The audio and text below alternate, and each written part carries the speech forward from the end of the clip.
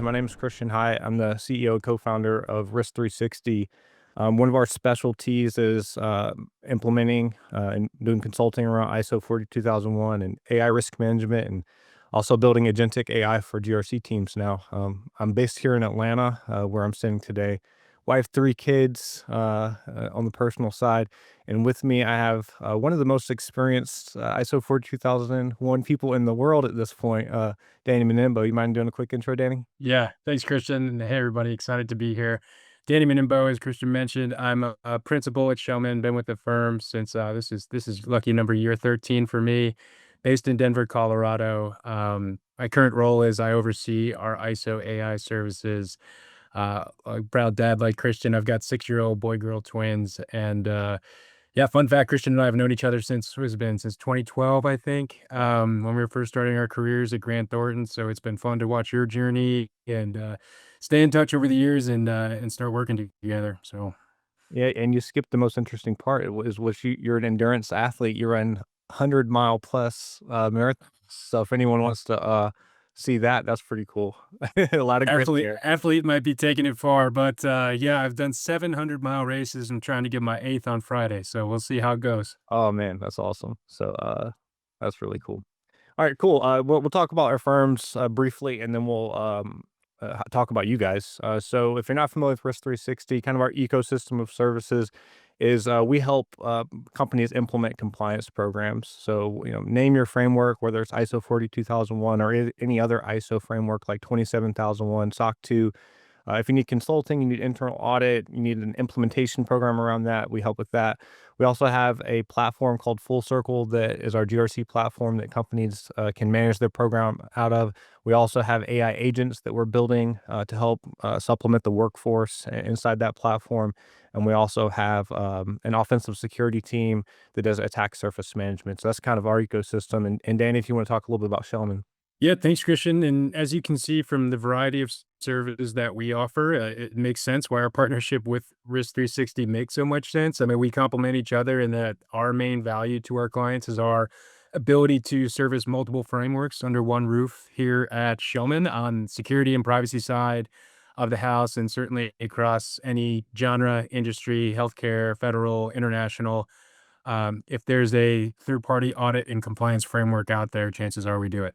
Yep, and I think that's, like, kind of the dynamic for everybody's context that we're trying to help bring here. So, we're typically often working with Shellman and Danny's team over here at Risk360, and usually we're advising and implementing, the program, and then Danny's team's on the other end of it doing the certification and the audit process. So we're kinda seeing both sides of the picture, as you're considering this journey. So we'll try to bring that today and give you insights on what both of those pieces of the puzzle look like. In way of agenda, I think as we were thinking about how to present this, I think the first part of today, we're gonna talk about some of the big concepts, some background and context. We'll compare the 2 frameworks. We'll talk specifically about, implementing ISO 42001 if you already have a 27001, program. Danny will talk about the certification process. We'll talk about timeline and effort. So those will all be concepts. And then we're going to give a real world example for some of the nuanced things that 42001 brings to the table in the way of real world examples, just to try to make those a little more concrete if you're not familiar with them, to help with the learning process. Let's start off with some background and context. So I know everyone is intimately familiar with the AI hype right now. So you all know that. I think the fact that you're here looking at a 42001 webinar indicates that you have some familiarity. But here's some of the background. So and why I think overlapping it with 27001 makes so much sense. So if you look, I would really call it pre 2022. Security and privacy really did set the context for assurance, broadly speaking. You all know that there's requirements in your contracts, third-party risk management processes, regulations, the whole 9 yards of why your company's already doing ISO 27001. And many of you are, in all likelihood, not just doing 27001, you're also doing 27701 for privacy. You're probably familiar with GDPR, SOC 2, the list goes on. I think that's important because as you're going to see, especially with the ISO frameworks, a lot of the concepts and motions and parties that are impacted and the business reasons that you might consider 42001 are very similar to the context that has always existed from a security and privacy perspective. So prior to 2022, that was the world we were living in. We're still living in that world. But then in November of 2022, ChatGPT or OpenAI was released their product that made I would say, in the popular mindset. All of a sudden, people realized that this was really cool. There's a tool I can use, and it just hit pop culture. By July, there were literally thousands of products born. Big companies were doing it. Tons of startups emerged, and everyone all of a sudden realized that there's a trust issue here. We need to start thinking about assurance, security of the AI tool sets, all the same types of things. So GRC professionals like you all, like Danny and I, were highly interested. And then in December 2023, which in my mind is pretty darn fast when it comes to an ISO framework, um, 42001 was published. So, Danny, maybe you can kind of take us through. I know you guys were gearing up for accreditation. You were like, Very much so. part of all this stuff. Yeah. Take us from December to present. Like, what did that look like?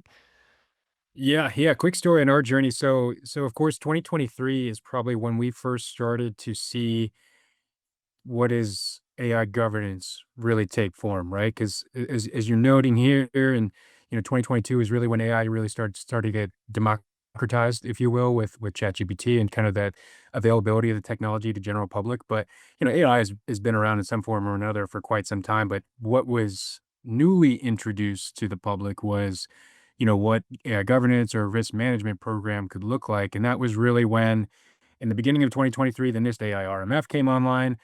Certainly at the close of 2023, that's when we saw 42001, which to your point is funny because ISO led the way, which is typically not the case with emerging technologies. But it was great to see. And right around mid 2023 is when we started to hear word about, hey, have you heard about this new management system standard for AI? And that really kind of perked our ears because we just knew as I remember having a conversation with our CEO, Avni, and she was very passionate about, kind of being at the forefront of this, not just so we could be market leaders, but because it really just filled a big void in terms of how organizations, that are quickly adopting AI we're going to actually demonstrate responsible and trustworthy use, right? Because as we'll talk about today, that really wasn't the intent of a security framework like 27001 or even the SOC 2, because there's a lot of risks out there that, are unique to AI that we'll talk about today with bias and transparency, responsible use, ethics, safety, you name it. So that's really kind of the void that 42001 filled. And it's as we progress through 2024, nobody was really certified for the first half of the year, as you have on your slide. We were the first with ANAB.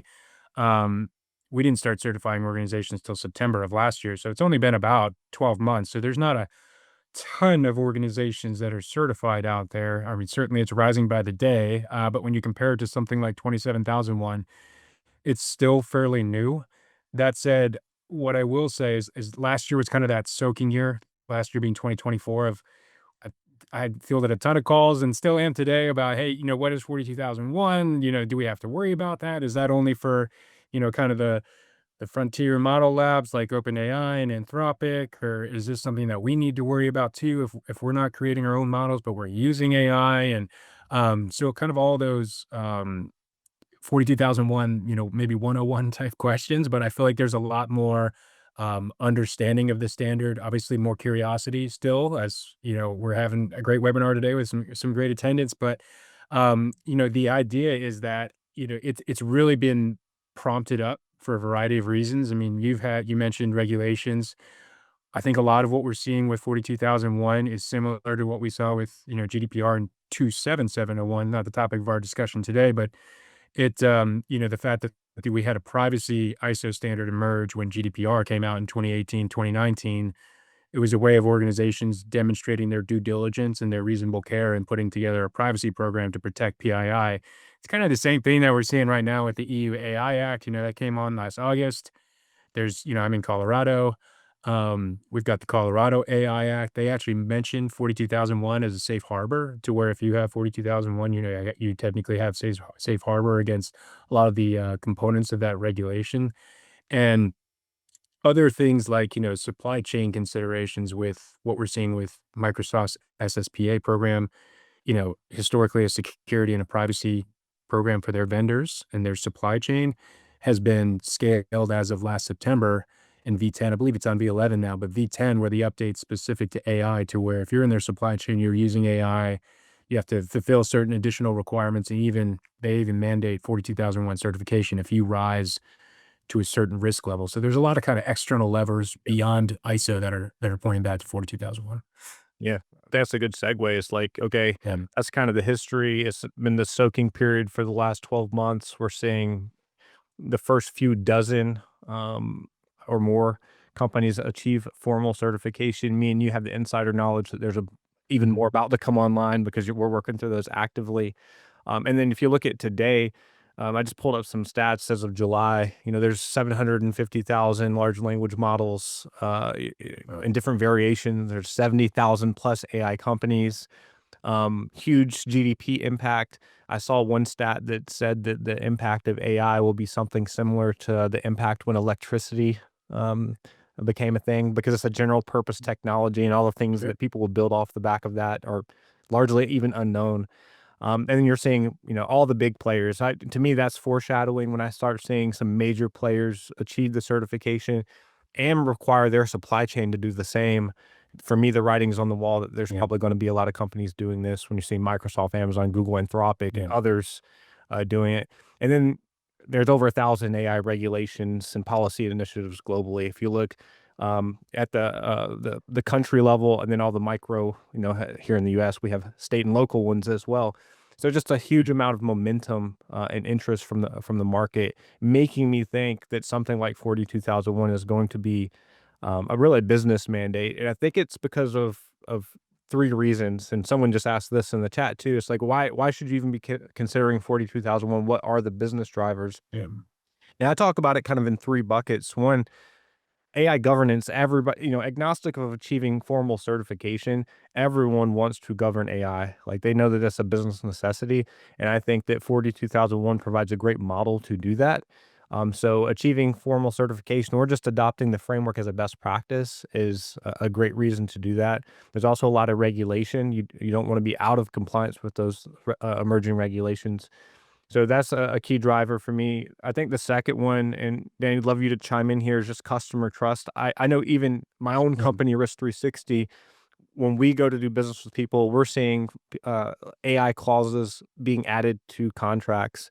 We've had a couple Mhm. explicitly request 42,001, and a ton of them just say, different requirements around AI disclosure. I think it was Microsoft, as part of their third-party risk management, they're naming 42,001 as an expectation for their customers. And a lot of the calls that I'm dealing with is because they're expecting their customers to require something around AI governance, similar to SOC 2 or ISO 27001, so they're trying to get ahead of it. Danny, is that kind of what you're seeing too from a sales enablement perspective? Yeah, and I like to look at it because a lot of time everyone wants to know how much it costs, et cetera. But it's interesting if you look at it from the other side of the equation, is what is the cost of not doing this, right? Because what you have is, just like 27,001 and SOC 2 have been kind of these table stakes for negotiating deals with big customers, vendors, like whatever it may be.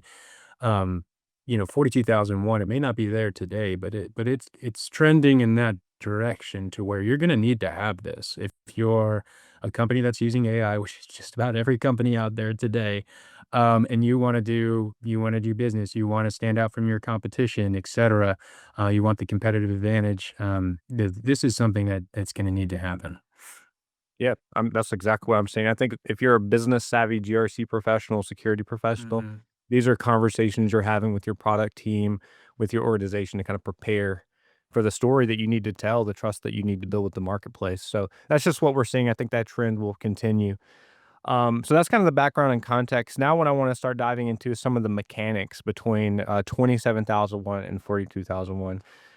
So kind of the thing that we're assuming about this audience is that you're probably already doing 27,001, and you're certainly very familiar with it, if not. So that for us means that you probably already have an information security management system, an ISMS. You have governance in place, a lot of policies. You're doing a risk assessment. You're doing your independent internal audit. You have the annex controls implemented for 27,001, and you're probably already going through an ISO 27,001 external audit. So, with that context, what does it look like to bring on 42,001 and how much effort can you expect? And I think one way to represent that is you're familiar with 27,001 and the management system. If you look at it side by side with 42,001, it's the same high level framework. So what I did here is I just highlighted the word information security for 27,001, and I highlighted in yellow where they've replaced that with AI management system. And you can see it's largely conceptually very, very similar, which lends itself to some integration, with the exception of the one item in green, which is the AI system impact assessment that we'll talk about here in a second. So as you can see, the frameworks are very similar from a management system perspective, but then there's some nuances in the controls. I think all ISO frameworks have the same high level management system, those clauses 4 through 10. I want to point out that 42,001 is not concerned with security per se, like 27,001. I hear that a lot where they think 42,001 is security for AI systems. It's really about governance, leadership, risk management, continuous improvement for 42,001. So I do think these like blend nicely together. The 27,001 concepts are unique, but also help you think about security of AI, whereas AI management system thinks about the governance of that, and you have to document both. So you have to have an AIMS, you have to have an information security management system, and there's a ton of links between the two. And there's an opportunity to create what's called an integrated management system. So, for example, we just pointed out some of the common features are both require governance. They both have a set of policies, risk management. I think the types of risks that you see are very similar. We kind of talked through those. There are some differences in risk too. There's common business drivers for both, why you would achieve both certifications, and the external audit process is largely similar that Danny will talk about later. There's also common stakeholders often. You'll see that the leaders like the CISO, the risk managers, the GRC team, they're often very similar in both scenarios as we're implementing this. I think security, privacy, and risk management uh, both play a key role. We'll see legal, product engineering. So you just see there's like not just conceptually from a framework perspective similarities, but common stakeholders and features inside of an organization when you go to implement this. Danny, anything you want to add to this? Are you kind of seeing the same from an auditor's perspective? Are you talking to the same people large? I know there's some different groups too, but what are you seeing from an audit perspective?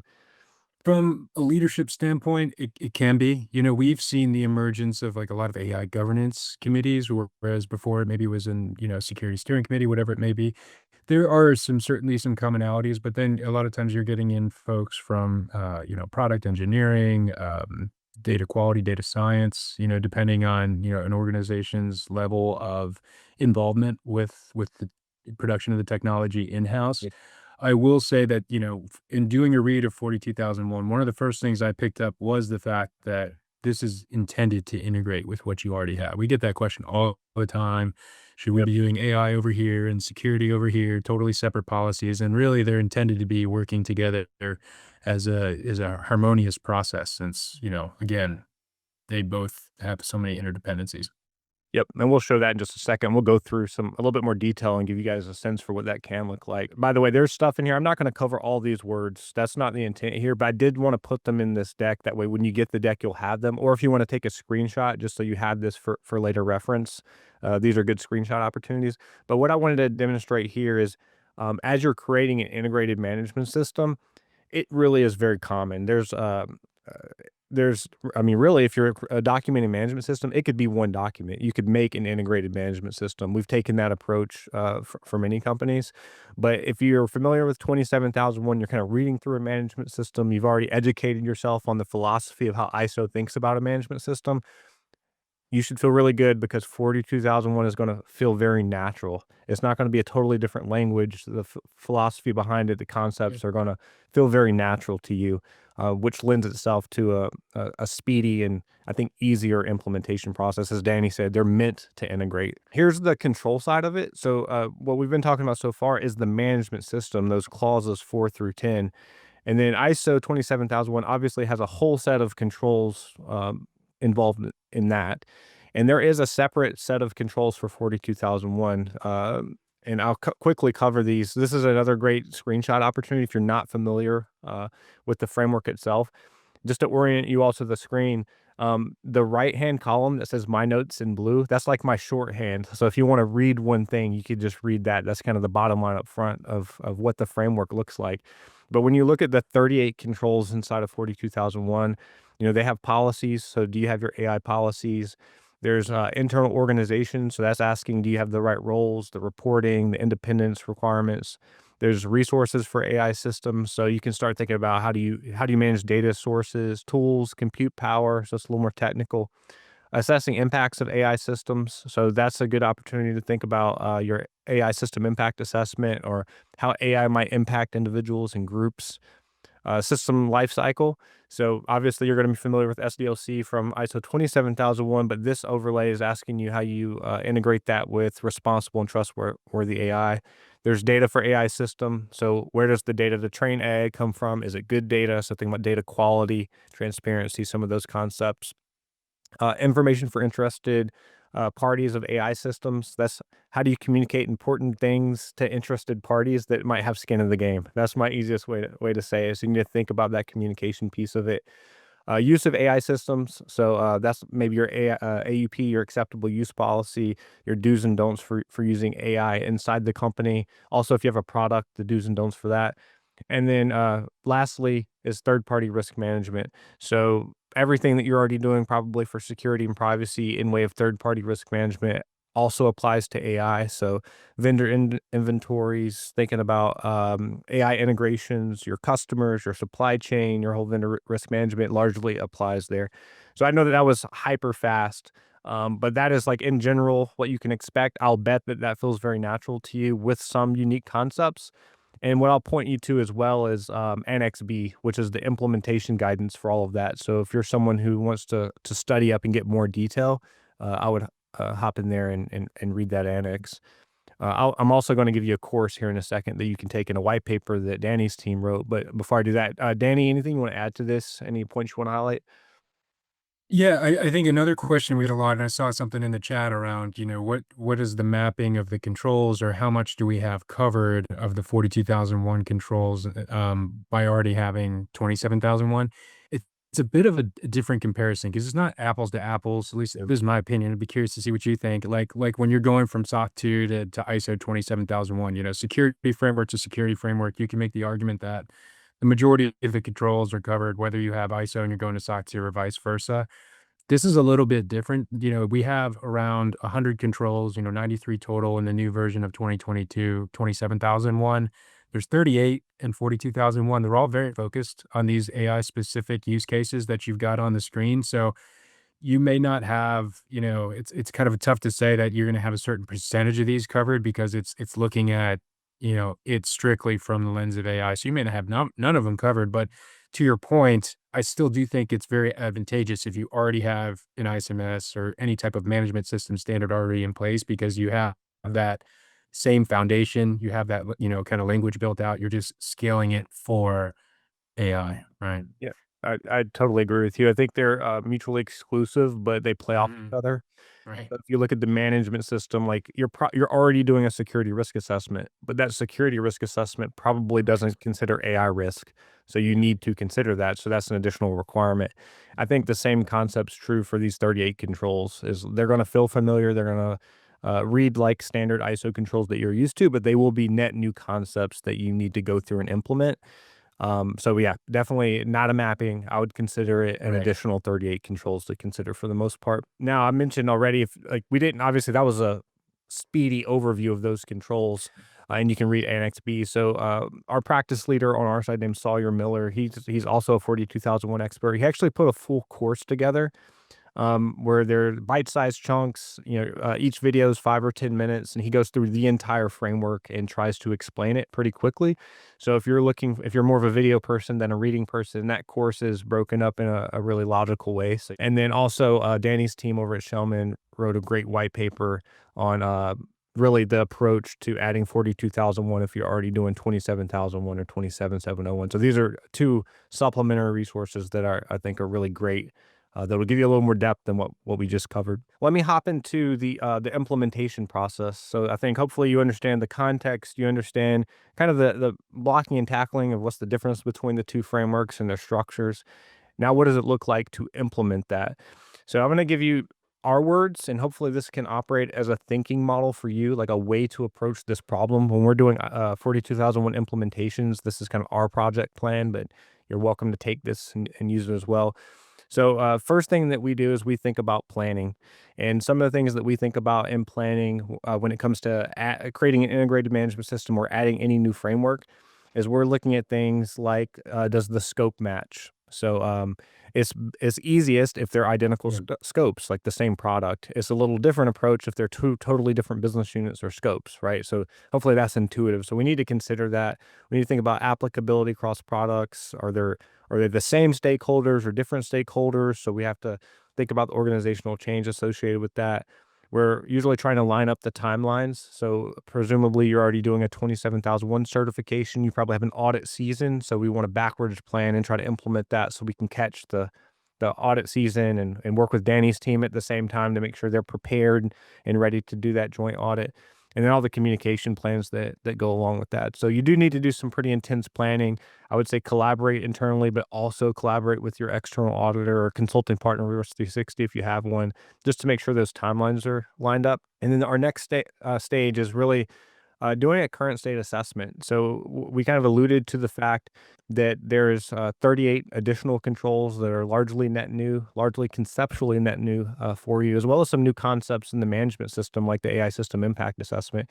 So a good way to know where you stand is just to do a gap assessment against your current program. And that will give you a short list of things that you're not doing and some things that maybe you are already doing that you just didn't know your engineering team was already considering. And that'll help hone in your focus. We'll talk about some common work streams here in just a second, but we're really looking to add some clarity on what you should be doing. And then the last step is once you have clarity, go knock it out. Go implement that. Go solve all your gaps. Go write your policies. Implement those new processes, and you should be in good shape. So that's how we break this project apart, and then we'll dive into some details about some of the specifics. Um, in terms of common gaps. So when we do a current state assessment, here's some of the buckets, some of the key work streams that we see gaps emerging most commonly. On the governance side of it, we often need to add either we need to create a new governance structure like an AI risk council, or we need to add AI to an existing council like an information risk council. That varies based on the company and their preferences, but that's often a gap. We need to add the AI overlay there. Secondarily, we need to add policies. The policy strategy, and I'll have another screenshot opportunity here in a second when we talk about policy gaps. But usually there are several net new policies, as well as just policy additions that you need to make, where you need to add that AI overlay to an existing policy, like your risk management policy, for example. You might not need a brand new risk management policy or risk assessment procedure, but you may need to add AI overlay to that existing procedure. So we have to make those decisions. Third is your whole risk management process. Again, you need to add the AI overlay to your existing risk management process, and you probably need to start doing AI system impact assessments. If you've never heard of that, we're going to talk about that in detail here in just a second, but those are usually net new. Um, Most of you are probably already doing an internal audit for ISO 27001, especially if you're already certified. You need to add that. You need to add 42001 as an overlay to that. What we often consider is try to do one internal audit work stream if possible. So an integrated internal audit, just like you're hopefully doing an integrated external audit. Some teams we see maybe they already have in-house security expertise, so they have to find some AI expertise where maybe risk3sixty comes in. So consider how you're going to do that. There is a competence and independence requirement to do that. Engineering, product, and technology. I'm going to talk about this a little more detail, but the bottom line on engineering, product, and technology is this is probably where the most nuance exists because it really depends on what your company is doing. Are you developing a model? Are you developing an AI product? Or maybe your company's just using AI internally and you're trying to govern that. So depending on your unique situation, there's risks that you need to consider from an engineering perspective. So we typically find a lot of gaps there and do a lot of coaching through that process. And kind of the last big bucket of work is third-party risk. Pretty much everyone we work with is doing something around third-party risk management. You have to do that for ISO 27001, but you may not be asking the same questions. So things like, do you send a security questionnaire? Well, maybe you should also be asking AI questions. Do you have AI in your contracts? You probably have security stuff in your contracts. So start thinking about what that requirement looks like you from a third-party risk management perspective. So those are some of the big buckets, and I'll pause there. Danny, anything you're seeing that you want to throw out there in terms of common gaps as you guys are seeing that? Yeah, I think you're hitting it pretty hard, pretty well. I think one of the gaps we have is around the roles and kind Oh of yeah. understanding what that is, how that plays in. It's really important. When I say role, it's kind of similar to 27701 with processor controller or both. It just helps dictate the direction you go with with the standard, how much it applies to you or doesn't apply. Very important because when you're using this standard 42001 to demonstrate due diligence against any regulations, if you read through the regulations like the EU AI Act, Colorado's, et cetera, they're role dependent, right? If you're a developer, you do this. If you're a deployer, you have to do this. If you're both, you have, or how those organizations have to work together. And if you're both, you kind of have, you know, the whole regulation apply to you. So, having that consistent with, understanding that role with your legal teams and how you approach the, 42,001 implementation is super important. Yep, great addition there. These are more screenshot opportunities. So one of the most common questions we get is, well, what policies do I need to be thinking about? I think this is a short list of ones you may consider. You're going to create an integrated management system. So there's no reason that you would have an AI management system in advance. So you're going to need to write that. I'm gonna talk all about policies here in a second, give you kind of a list of those. But you will probably need an AI policy of some sort that kind of outlines your objectives, your commitments, the expectations. That's typically a net new ad. Um, the appropriate use policy, you probably have that for security. So updating an AUP to also include AI or writing a appendix or a net new AUP for AI is very common. I mentioned adding clauses and requirements to your risk management stuff. So I see a lot of companies that have a risk management procedure or risk assessment procedure. So adding the AI overlay there. Same with AI system impact assessments, probably going to be a net new policy and procedure for you. So your company can operationalize that. And then there's this whole body of work of integrating AI into existing policies. Common areas that I see that are things like your data retention policy, privacy policies, SDLC, a suite of security policies, third-party risk management, probably your sub-processor list if you're doing privacy.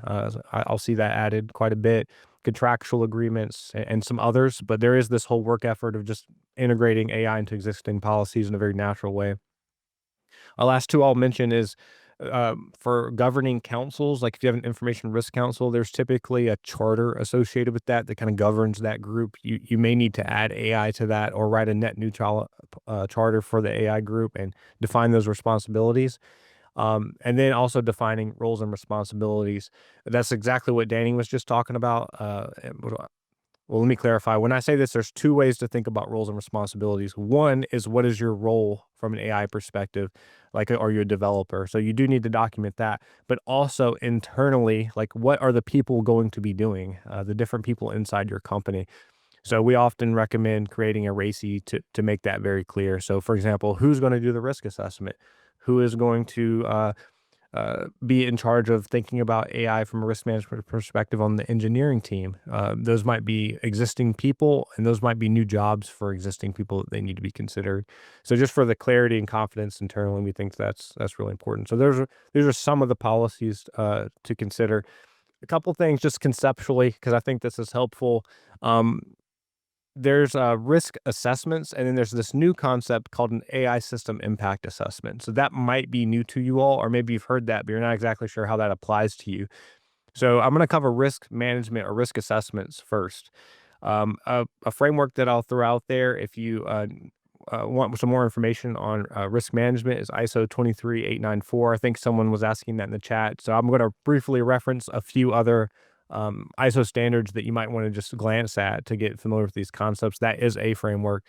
So when you think about AI risk management, I think it kind of looks like this. So here's what that policy says in short. So there's typically a governing body. I'm using the word information risk council. You can call it whatever you want. You typically do a risk assessment. So you're going to have a risk assessment procedure. You're going to have a place to log all of those risks, which is typically a risk register. You need to have a system to score and prioritize those risks. And then you ultimately need to do something about it. So all the mitigation activities, all the risk management activities and accountability associated with that. And then you're going to continuously report that back to the accountable party, to the governing body, the Information Risk Council. So you're going to have to do something like this. This should feel very intuitive because it's probably what your organization is largely already doing for security, but you need to add that overlay to consider AI risk management. And there are some net new terms and considerations. And again, for if you want to know that some of the AI specific risk and terminology, I would refer you to ISO 23894. Anything you would add to this, just from a conceptual perspective, Danny? Just the stress on this is it can't be understated. As a management system standard, it revolves all around the risk assessment. So ensuring that this is really looked at closely. I know we're going to talk about the system impact assessment next. So these things work really well together, and I think it's important to kind of draw the line of distinguishment between the two. So I'll drop as we start talking about the impact assessment, I'll drop a link in the chat to a great reference there with 42005, and it actually includes a nice template that a lot of our clients have found good utility from. Yep, and for everybody watching, I think if you're feeling like some of this is a little ambiguous, it's intentionally conceptual right now. At the end, we're gonna hop into a specific example, so, hopefully that'll help bring it all home, but this is the concept. Yeah, another important concept that Danny just alluded to is the AI system impact assessment.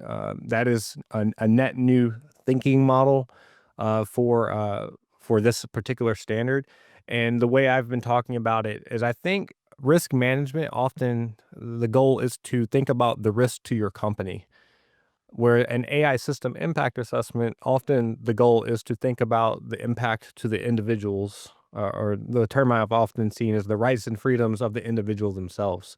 So it's a different overlay. One is kind of internally reflective, what are my risks? This one's what are other people's risks? And I think that's maybe a way to think about this. And again, ISO 42005 is a great tool to dive into this more, but at a high level, I think it asks first consider what product or service are you delivering? So there's some context associated with that. What does it do? So are we talking about something that is a chatbot, or are we talking about something that impacts lending decisions in a mortgage context? Those are different types of risk to an individual. Then you need to do the thinking of how could that impact individuals or groups. Then you have to have some kind of scoring methodology to determine, okay, it could impact those individuals or groups, but how likely of that happening is it, and how big of a deal is it? And then you need to put some things in place to try to mitigate or reduce those risks to an appropriate level and build that back into the product. So that is the purpose of the AI system impact assessment. And hopefully that kind of helps.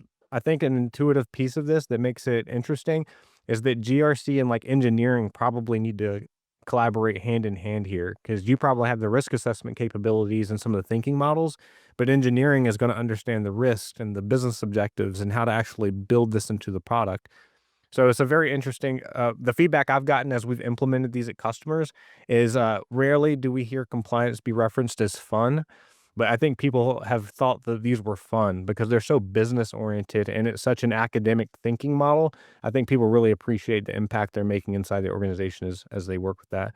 And if y'all want that standard, we'll link to it in the comments if you're watching this on YouTube. And Danny just threw it in the chat as well as a quick link for you all. Last couple conceptual things that I'll throw out there.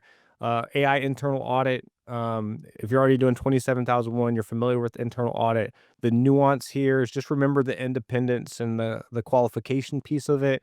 I'm seeing a lot of companies internally, they just don't really have anyone that can do an internal audit related to AI. They just don't have that skill set where someone's both independent and qualified. So consider how you're going to meet that requirement. Remember that the internal audit has to be formally documented. It has to be reviewed by management. So don't skip that step. You can't just do a spot check and call it an internal audit. They're looking for that formal audit. And then also, I just think a lot about how to add value beyond the internal audit itself. So I think there's great opportunities to use the internal audit to obviously drive continuous improvement, which is the point of the whole thing. I think it's also a great accountability tool, and hopefully it helps you prepare for the external audit. Like it's a good drill to run with the stakeholders so they have less nerves when it comes time to talk to the external auditor. They feel prepared, they know what questions to expect, and they understand the concepts. So just know that that continues to be a requirement. And then lastly, this is the complicated one, I'll call it, because it is so nuanced. Um, and that's the AI engineering, the SDLC piece of it.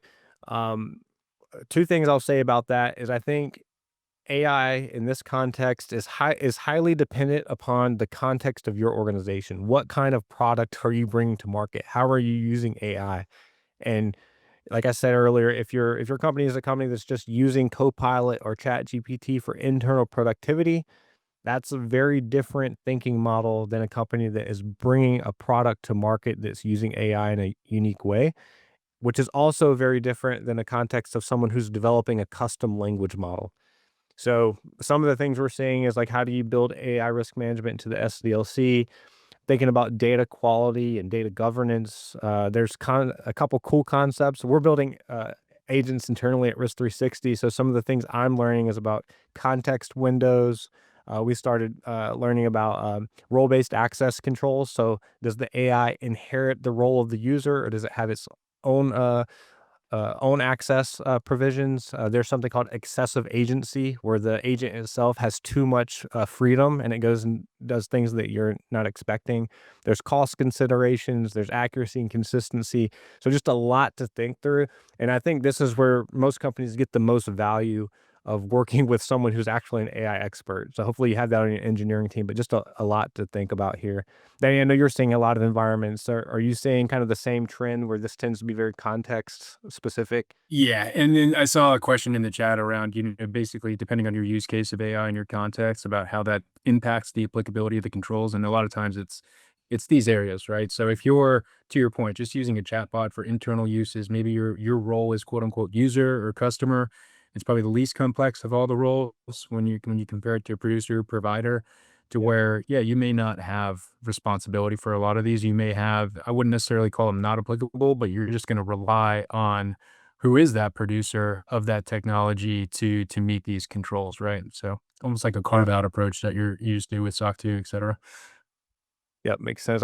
Just to give you guys one example that y'all will all understand. So we built a GRC platform here at Risk360. One of the agents that we have built can mass review evidence. So if someone uploads a bunch of screenshots, let's say, it can go through, look at those screenshots, and then look at the test procedure for the control, look at the evidence request, and then with some degree of confidence, say yes, this looks like it matches, or no, it'll give you a response and tell you the additional information that it needs. So some of the things that we were working through was, okay, what if it gets it wrong? What's the impact assessment if it gets it wrong? So maybe we need to get a human in a loop in some situations, or we need to assign a confidence rating so people know when to review it. There's also security and confidentiality requirements. Like, do you want it to to go to OpenAI versus Anthropic versus a local language model? And when do you want it to do that based on the type of information it's looking like? So giving optionality. So we literally used an AI system impact assessment in a documented way to give those requirements to the engineering team so they could kind of conceptualize that. So that has become one of the most practical tools that we're seeing clients use, as well as ours, to help engineering think through solutions to some of these very complicated and first ever, like, these are new problems. Yeah, like a lot of these problems no one's ever worked through before. So I think this is a good tool for that. Almost through implementation here, and then we'll go through certification. Here's a quick look at people and efforts. Leadership, GRC, security risk management, product and engineering plays a big role here. If you have dedicated AI, like AI ethics, maybe you have data science, those types of roles, I would add to this list as well. Those are the people that you're going to need to bring in, but probably a common set of stakeholders that you're used to dealing with for security, with the addition of your AI experts internally that are building product or helping you manage AI. Go through this timeline again. This is the full timeline. The blue box is kind of the typical implementation timeline. The way that we see it work most often, if you're already doing 27,001, is you want to try to align 42,001 with your 27,001 timeline. So if most companies, we say, hey, look, if you got a year to do this, give yourself 6 months. I mean, obviously it depends on the scope and the complexity, but 6 months to implement it. And that'll give you enough lead time to align with that certification timeline and, whenever that might be. But I think if you give yourself 12 months, including your certification, you're probably in good shape for the most part. But extend this to the left and the right if you feel like you're really, really complex or you're working at a really big organization. And then these are some of those factors I mentioned, just current maturity, complexity, number of business units. So, rule of thumb, if you're a lot more complex, you're doing a lot with AI, maybe the timeline is going to be longer. If you're a really simple business, it's going to be shorter. Hopefully that's intuitive, but these are some of the things that we consider when we go into scoping. All right, cool. So let's dive into that was implementation. So that's how you can like get the program off the ground. Now Danny's going to take it away and talk about like the actual certification process as you're integrating this. Thanks, Christian. So once you've gone through basically this strategy implementation process with risk3sixty, and you're considered, basically audit ready, you'll want to reach out to your certification body. The process is no different than any other ISO standard, right? Your certificate, once issued, it's valid for the same 3-year term as your 27001 cert. And if it's not clear already, I mean, 27001 isn't a prerequisite for this, but it is certainly a helpful foundation for all the reasons that we've talked about already. But we do have clients that have come to us, and 42001 is the first, certification they've gone after. So it's not required, but certainly can be helpful as far as, just driving your overall familiarity with the process in general. So year 1 is a bit unique in that it's the only year of your ISO life cycle, whether it be the first 3-year life cycle or moving forward, where it's a two-phase process in terms of what is a stage 1 and a stage 2. The stage 1, we basically call it a design or a documentation review. It's 1 or 2 days. We wanna make sure that on paper, you've designed an AIMS or a integrated management system in accordance with the requirements of 42001. You've done all these foundational things that Christian just talked about correctly as far as establishing your scope, your role, roles and responsibilities, your objectives, all those types of things. Because we wouldn't review any of the controls or operational effectiveness at that point, because we know if there's foundational issues with how the AIMS was designed, that all those downstream events would need to be anyways, based on, some of the required remediation that would need to take place. So stage 1's pretty quick, and then when we get to stage 2, we're looking now at operational effectiveness of your AI management system, and when I say that, that's clauses 4 through 10 of the standard. And we would also review the implementation of all 38 or however many of those controls from Annex A that we've determined are in scope. There's normally about a 30 to 45-day window in between stage 1, stage 2. There's reasons why that could be shorter or longer just based on how comfortable or aggressive, an organization wants to be in going through the certification process for the first time. But that just allows you for any remediation of feedback to come out of that stage 1. Once the stage 2 is completed, you may have some remediation, and but it's typically about a 30-day window there, because organizations are typically pretty motivated to do their remediation and get certified. As far as selecting certification body, Christian laid out some great points on the slide. The two biggest ones, in my opinion, are certainly the accreditation and what the overall capabilities of that certification body look like. Accreditation's important. With 42001 being a new standard, there aren't a ton of accredited certification bodies out there. Certainly, as of last year, we were one of a small handful. There's more now, but accreditation matters because, in a nutshell, this ensures that your certification body is doing things the right way, right? We are independently validated every year by our accreditation bodies, to ensure that we're doing our audits in accordance with the requirements of the standard. We have a methodology created. Our team is competent. We're doing the right audit time and looking at things through the right lens, et cetera. So it basically gives you the comfort that your certificate, once issued, you're getting value out of that, right? There's an actual accreditation seal on the cert so that whoever you're distributing that cert to, they're not going to poke holes in it. And you want to make sure that if you're investing the time, resources, energy, and going through a external audit process, that you're getting the right value out of that process.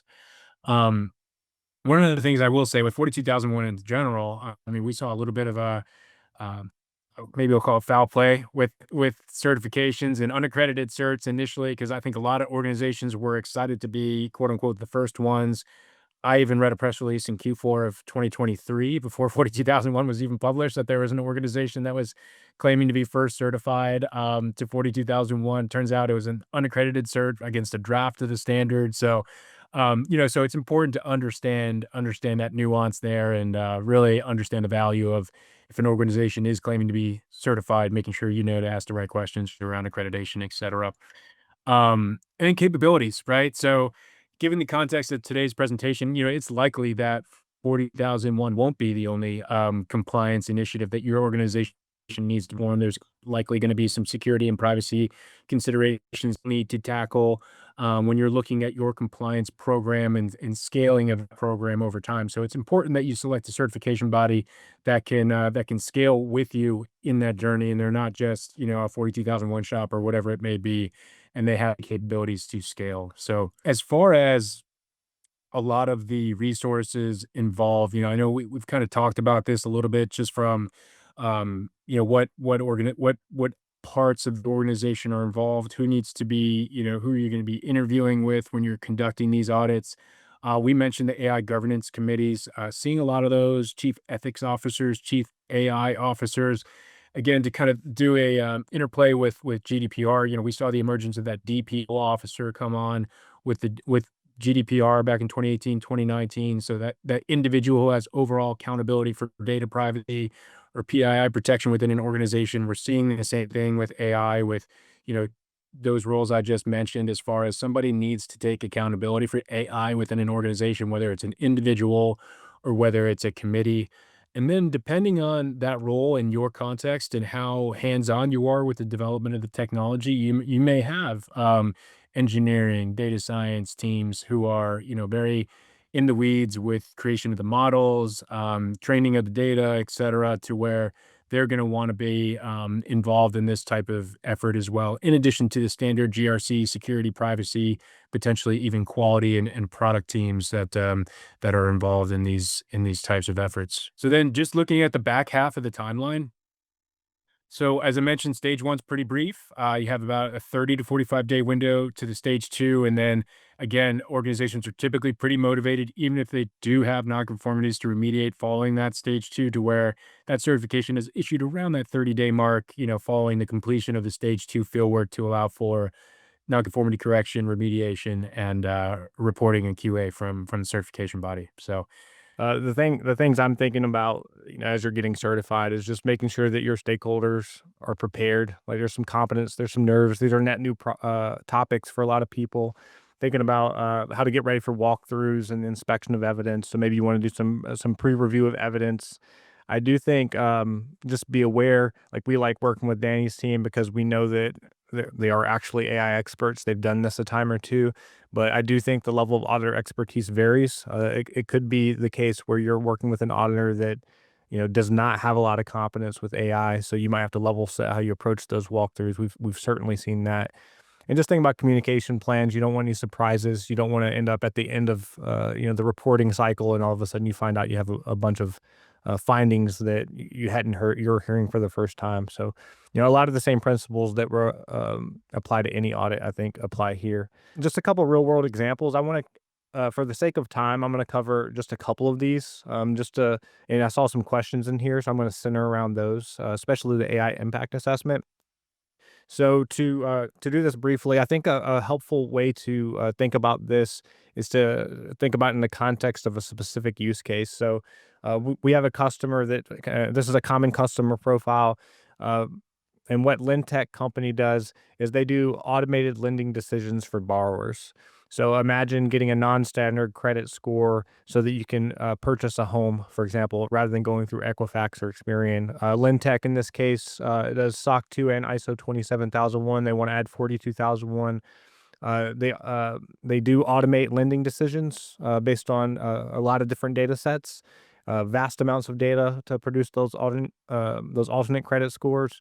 And their primary customer is large banks. So as you can imagine, those banks are going to put them through a lot of due diligence in order to do business with them. So just kind of consider LendTech as we go through this. I'm going to skip governance because I haven't seen many questions, but I do want to talk about the AI system impact assessment. So for companies like LendTech, when we're approaching an AI system impact assessment, one of the biggest challenges that we see is they're just unsure what an AI system impact assessment should look like. They don't want to waste their time. They don't want to just do it for a compliance exercise, and they really do need it to inform decisions and drive action. So your challenge as GRC professionals, security professionals out there, will be to figure out how to implement a practical AI system impact assessment process, and then in Lintech's specific situation, what they did is they actually, and I see this a lot, is they integrated triggers within Jira for when an AI system impact assessment should be considered. For example, whenever they make a product change that could impact downstream individuals, so like for example, it could impact the credit scoring model. There's actually a ticket in their change management, or there's a trigger in their change management system that identifies that as a model change in the product that could impact other people and will trigger an AI system impact assessment. So that's how they did that very intuitively. So this is kind of based on 27005, and you can see this is a little bit of the template they have here. So first thing they said, what is the context? What is the product or service? And in their case, they said, hey, we develop a product that does credit scoring for individuals, and there's some significant potential consequences. So there could be a bias built into that output where maybe it accidentally discriminates against other people like racial minorities, immigrants, low income individuals, and it's not fair. So they don't want unintentional discrimination. So they wanted to protect against that. They didn't want to deny people access of credit, and they ultimately didn't want to erode the trust of the financial system. So those are very real potential consequences to individuals that they identified that their product could have. They marked that risk as high, and then some of the things that they did to mitigate that was they put together a committee to counter against bias of protected groups. So in this particular case, what Lintech did is they used basically huge data sets to do testing against their product to identify if there was bias built in and create internal flags. So a lot of their engineering efforts were to how to do that QA against mass data sets and how to visualize and flag potential biases and deal with those. They also figured out how to deal with false negatives and credit denial, and also a ton of regulatory backlash. So this is the type of thing your organization will likely need to consider if you're doing an AI system impact assessment. Um, Hopefully that helps make it a little bit more concrete, and you can look at ISO 42005 to bring that back. Anything you want to add to this, Danny, about AI system impact assessment? Anything you're seeing? Yeah, I just think conceptually it's interesting because I think a lot of when we think about risk assessment, it's inside out of an organization. I think the impact assessment's almost the opposite. It's outside in. How Yeah. are you impacting the individuals? How are they interacting with the system? How can they misuse or abuse your system? How could it cause harm? So it's just kind of to your point, kind of putting the traditional focus. It's almost a 180 on how you'd normally approach things. Yeah. And one of the things that they did and I thought was really cool is like, how did they address that from an SDLC and an engineering perspective? Mhm. So they knew that there was unintentional bias. Okay, what do we do? So what they did is they created a pretty cool system to do quality checks at scale with these huge data sets. They also put these review flags in place, and then they put in place transparency and dispute mechanisms in the credit scoring. So these are example mock-ups of what they did. So when you received your credit score, you got some information about how that score was arrived at and a way to dispute it. So that empowered the end user with transparency and ability to take action. And then they spent a huge amount of time on the back end building ways to flag anomalies in the back end UI. So they have this is obviously a mock-up of that, but they had this really cool back end where they could look at all these data sets and there was this feed, and the engineers could kind of like dive into some of the anomalies that looked at statistical variations that deviated from the expected results, and then start looking into what in the world was going on. And over time they started building automations to deal with that, so it wasn't a human having to intervene, it was automations doing that. So I think you can kind of see like this was extremely nuanced to this organization, but the AI system impact assessment had a real business impact because it impacted actually the front end of the application, which the customer is seeing, as well as the back end of the application to support the operations team to flag anomalies. And that was, a year's amount of engineering effort and thinking for them to do that, to implement this AI system. That's how ISO 42001, I think, is a little bit different from other frameworks sometimes, is this one feature can impact how the customer receives the service, as well as the back end of the application of how you're operationalizing it, which I think is really, really cool, and which is why I think a lot of GRC professionals are enjoying that framework. All right. So let me, for the sake of time, we cover all of these use cases in this course. This is another overview ISO 42001 course. We cover a lot of the concepts that we covered today, but there's a whole section on a case study where we break up some of the ones I had to skip just now and talk about them in depth and give you some concrete examples of how 42001 is implemented.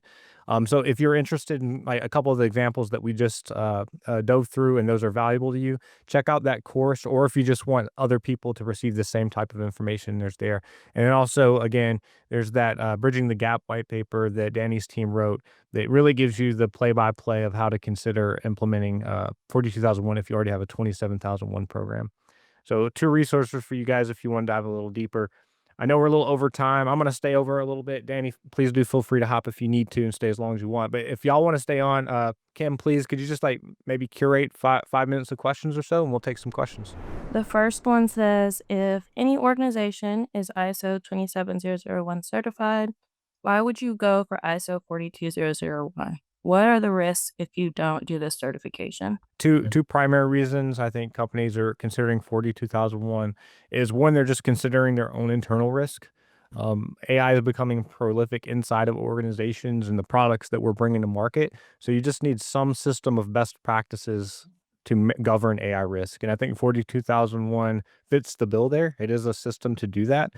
And then secondarily, I think it's complete like customer trust, sales enablement. Like you have to prove assurance to other parties, whether that's internal stakeholders or your customers or to the marketplace at large. And right now, ISO 42001 is basically the only option you have if you want independent assurance and certification around that.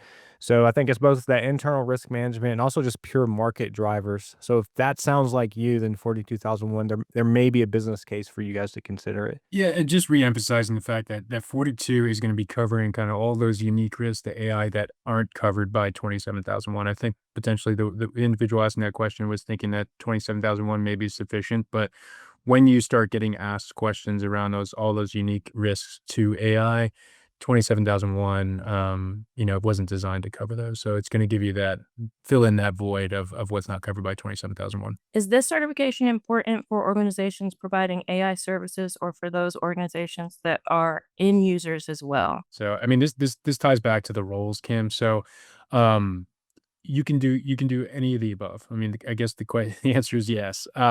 You can be a user, kind of like what we mentioned before. If you have like an internal chatbot, I mean, and you're just wanting to make sure you're doing the right things internally, you may not be using AI for any products, services, etc., directly externally interfacing with any of your clients. So it's probably a less complex audit because a lot of those controls that Christian mentioned before around engineering, AI system lifecycle may not, apply, or you may have reliance on the model producer at that point. But it can apply to you as a user or just customer of AI. It applies to certainly the producers of the technology, and it certainly applies to the providers of the technology as well. We have clients who do all three roles because they just want to make sure they're kind of covered in all aspects. Same on our end, Dan. Someone asked if you have experience with 42001 with a school system. We do have a school system considering AI risk management. In this particular situation, they're not doing official certification. They're more interested in it from a AI governance perspective, because I think the school system's providing basically some AI resources to some of the schools in their district, as well as to the students. And in that particular school system, IT is kind of a shared services model, and AI is going to be a shared service to them. So they're trying to think about how to do that. So they don't have a need to get official certification in this particular use case. There could be use cases where they want to. They're more thinking about, like I said, AI risk management. Does 42001 have the same approach of controls only apply when there is a risk? So can you opt out of controls if you don't see a risk? I think you're referring to like kind of the statement of applicability approach. There is what it sounds like. So sometimes for 27,001, for example, there might be certain situations where based on your risk assessment and based on your unique setup, maybe there's a control that doesn't apply and you can mark it as not implemented, not needed, kind of NA. I actually haven't seen anyone do that yet for 42,001. Yeah. I don't know, Danny, are you seeing anyone mark them NA? I guess I'm Uh, sure you could. Not as necessarily NA, because I do think they all apply to organizations. It just may not be their responsibility. Because I think sometimes we get carried away with the NAs and ISOs. But really, in reality, it's the risk is there. It's the responsibility of another organization, right? So if you are just that user role, right, not as complex, you're not producing the technology, you're providing it externally, those risks apply in the SDLC context. It's going to be the responsibility. Say you're using Llama or say you're using OpenAI or Anthropic. It's going to be their responsibility, not yours. So that all kind of filters through the third party risk management process. That's a great point. We Yeah. actually have dealt with that question where the organization was tempted to put not applicable because they were using a Mhm. language model in the back end as a third party to produce their results. But then after we started talking through it, we were like, actually, you do have some responsibilities. You Yeah. have to like tune the model. You have to the Mhm. prompt is yours. The guardrails is up to you. And so we realized, okay, it's not NA. It's just a roles and responsibilities thing. So that's Yeah. what I'm seeing so far. But I guess theoretically there could be an NA. I just haven't run into that yet. Mhm. The transition period from ISO 27001 2013 to 2022 ends on October 31st, 2025. What would you advise organizations that are yet to comply with this transition but want to integrate 42001? Should they wait until October 31st to integrate? I can take this one too if you'd like, Christian. But yeah, I mean, certainly a timely topic. So if you're, for everybody else, if you're on 27,001 2013 still, the end of that 3-year transition period is the end of next month. So Halloween or October 31st. If it were me, I would prioritize getting that transition completed. So you're not, putting your 27,001 in danger should the 42,001 audit take a little longer than expected, especially since, if you haven't done 42,001 yet, it is that two-phase process and it's going to take multiple months as we talked about on the timeline slide. So I would prioritize that transition period and make sure that audit's on the schedule because it's approaching quickly. I totally agree. Yeah, we're recording this on September 10th, so you have about 6 Yeah. weeks. So it's like, yeah, I think necessity is gonna merit that you handle that transition first. Awesome. Well, we appreciate everyone. Yeah. We have a whole lot of people who stayed over the extra 10 minutes. So thank you guys very much for being patient with us and asking great questions and being along for the ride. Thank you, Danny, for being part of Of this. course. And we look forward to the next one with everybody. Talk soon. All right. Thanks, everybody.